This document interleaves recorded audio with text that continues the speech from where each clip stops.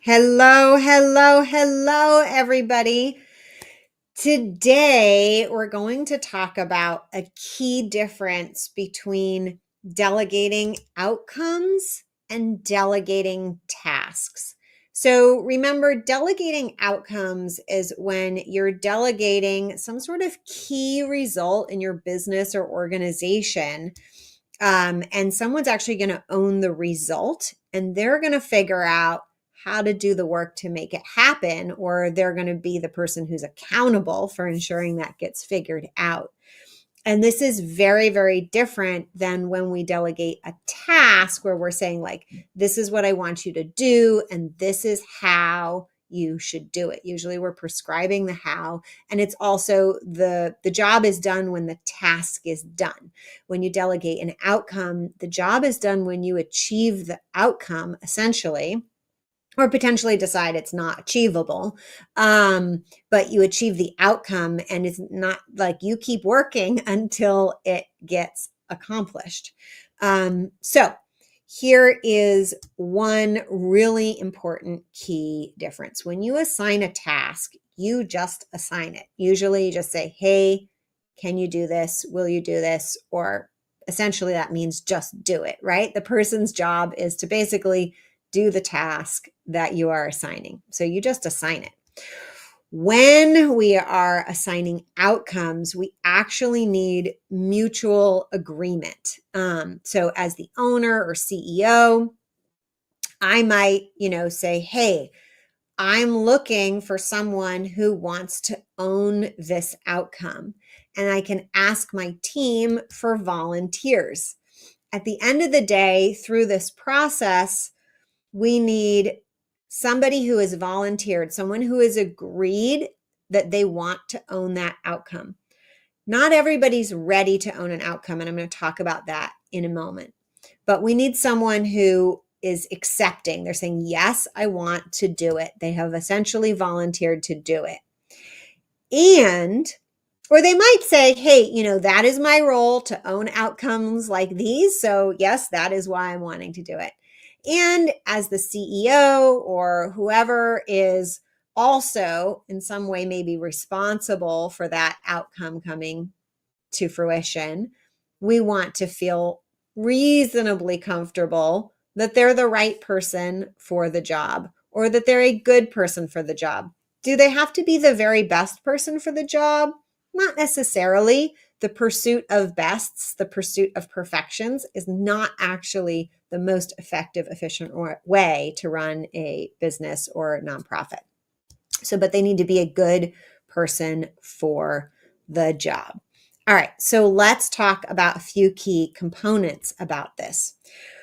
First, the willingness or ability to own an outcome often depends partly on somebody's risk tolerance. And you can actually kind of scientifically measure your team's risk tolerance using a Kolbe A assessment. And that kind of rates how people solve problems and skill sets that they use to do that. I have another video on YouTube all about the Kolbe A assessment, and I'll try to grab the link for that to attach it here.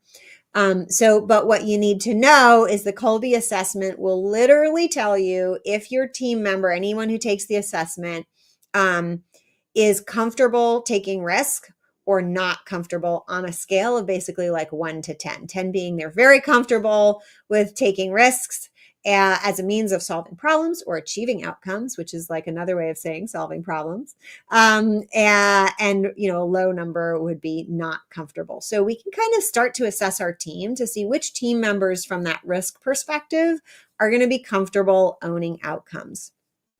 Also, owning outcomes is going to be part of any individual's kind of developmental pathway, almost as an adult. And it's something that develops over time. It's like a combination, our comfort level with it and our ability to do it is some kind of combination of like experience, dealing with ambiguity, being able to kind of look at the bigger kind of meta picture and then kind of be able to zoom in and zoom out. Often when people And it's not just an age thing, right? It's a combination of age, experience, life variety of experience. Some people, especially earlier in a career, especially if they haven't had many careers, it's harder for them to kind of do that zoom in, zoom out and see that big picture. So anyway, we need to be thinking about across our team, which folks are comfortable and capable of owning outcomes, being accountable for these bigger key outcomes, and just recognize it's not going to be for everyone. And I will tell you, in my experience, I have seen people in senior leadership positions, when we start to think this way, they are not comfortable. People who were like second in charge directors basically discover that really they are a well-qualified executive assistant. Give them tasks to do all day and they will do them beautifully, but they do not want to own an outcome. And you can also discover that people who are maybe new on your team or kind of at a quote low level of responsibility might actually be awesome at owning outcomes. So when I do this with organizations and businesses, the first time I really like to open up and say, who would like this? Who would just like to own this outcome? And you may be surprised. I've seen enough times that I'm not surprised that people who are really new or young sometimes would be like, put me in. I want a shot at this. And people who have been there a long time will be like, no, that is not for me, right? So in a way, this is also has a secondary benefit to our organizations and businesses by approaching it this way, because it allows us to make the talent rise to leadership more equitable and better for our organizations. You've probably heard stories or read books where people were promoted to manager because they were good at their job, but they weren't necessarily good at being managers. So your ability to do tasks and your ability to manage, lead, or be responsible for outcomes are kind of very different skill sets and different ways of existing in the world. So that's a side benefit of that. That also leads to the challenge that I hear people ask a lot. Well, what if like somebody who hasn't really been been in a position of authority or responsibility at our business or organization before wants to own an outcome, and I'm not sure that they can do it, right? Or maybe you even have a leadership person who's, even like, I'm not sure that they're the right person for the job. Well, we get control over these things, and here's my recommendation. If you think that they're just really not the right person and they've had a chance before, have a conversation, express your concerns openly, give them a chance to give you feedback on maybe why in the past things didn't go so well. Otherwise, if you're just not sure because they haven't been in that position before, do a trial period. Say, okay, why don't you try owning this for, I like to use 2 months, but whatever amount of time is enough time for them to get their bearings and give it a good try. Make sure you have some key metrics that you're using to measure the outcome. Give them a chance and make it clear that this is a trial period. So the expectations aren't like, this is yours forever. And in 2 months, we're going to sit down, we're going to review it. We're going to talk about how it went. What expectations were met, what were some surprises that came along the way. And then you, as maybe the CEO, will be surprised. Oh my God, they did it. It was amazing. I'm so excited. And then we could talk about, whether there's a financial promotion or anything that goes along with that. Or maybe they will have loved it and you didn't. And that is okay to say, we ran this as a trial. X, Y, and Z were issues for me. I don't think this is the right thing at this time. Or they sometimes will bow out too. They'll be like, and I have seen this happen. I thought I had it, but I don't. I am not ready.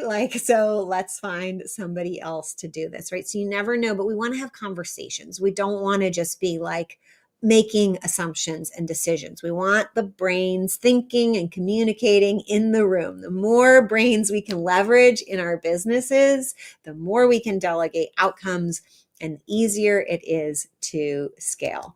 So remember, outcome ownership doesn't happen when you hand it off.